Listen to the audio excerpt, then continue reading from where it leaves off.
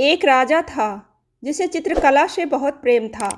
एक बार उसने घोषणा की कि जो कोई भी चित्रकार उसे एक ऐसा चित्र बना कर देगा जो शांति को दर्शाता हो, तो वह उसे मुँहमांगा पुरस्कार देगा।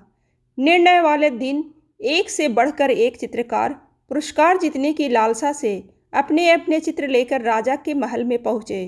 राजा ने एक एक करके सभी चित्रों को देखा और उनमें से दो चित्रों को अलग रखवा दिया।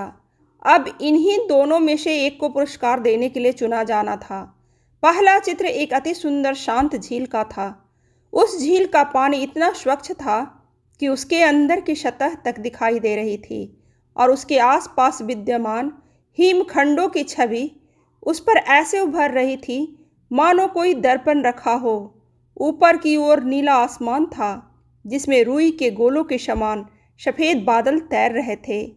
जो कोई भी इस चित्र को देखता उसको यही लगता कि शांति को दर्शाने के लिए इससे अच्छा कोई चित्र हो ही नहीं सकता। वास्तव में यही शांति का एकमात्र प्रतीक है।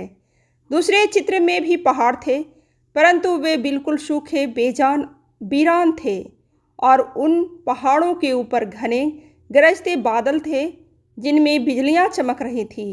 घनघोर वर्षा होने से नदी उफान पर थी। तेज हवाओं से पेड़ हिल रहे थे और पहाड़ी के एक ओर स्थित झरने ने रौद्र रूप धारण कर रखा था।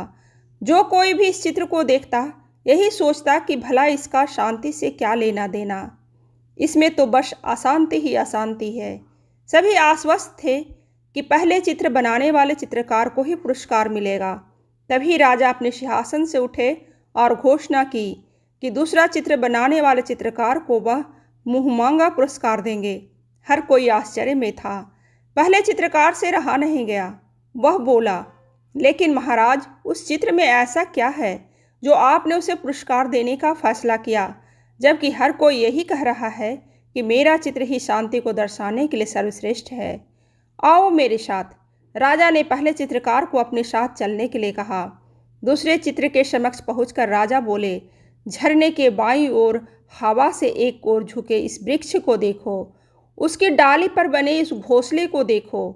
देखो कैसे एक चिड़िया अपनी कोमलता से, इतने शांत भाव से प्रेम पूर्वक अपने बच्चों को भोजन करा रही है। फिर राजा ने वहाँ उपस्थित सभी लोगों को समझाया, शांत होने का अर्थ यह नहीं है कि आप ऐसी स्थिति में हो जहाँ कोई शोर नहीं हो, कोई समस्या नहीं हो, जहाँ कड़ी मेहनत नहीं हो, जहाँ आपकी परीक्षा नहीं हो। शांत होने का सही अर्थ है कि आप हर तरह की अव्यवस्था, अशांति, अराजकता के बीच हों और फिर भी आप शांत रहें, अपने काम पर केंद्रित रहें, अपने लक्ष्य की ओर अग्रसर रहें। अब सभी समझ चुके थे कि दूसरे चित्र को राजा ने क्यों चुना। हर कोई अपने जीवन में शांति चाहता है, परंतु प्रायः हम शांति को बाहरी वस्तु समझ लेते हैं और उसे दूरस्थ स्थलों में ढूंढते हैं, जबकि शांति पूरी तरह से हमारे मन की भीतरी चेतना है।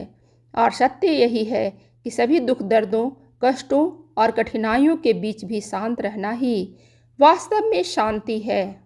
कहानी अच्छी लगे तो लाइक जरूर करें और ऐसी ही कहानी सुनने के लिए सब्सक्राइब बटन दबाइए।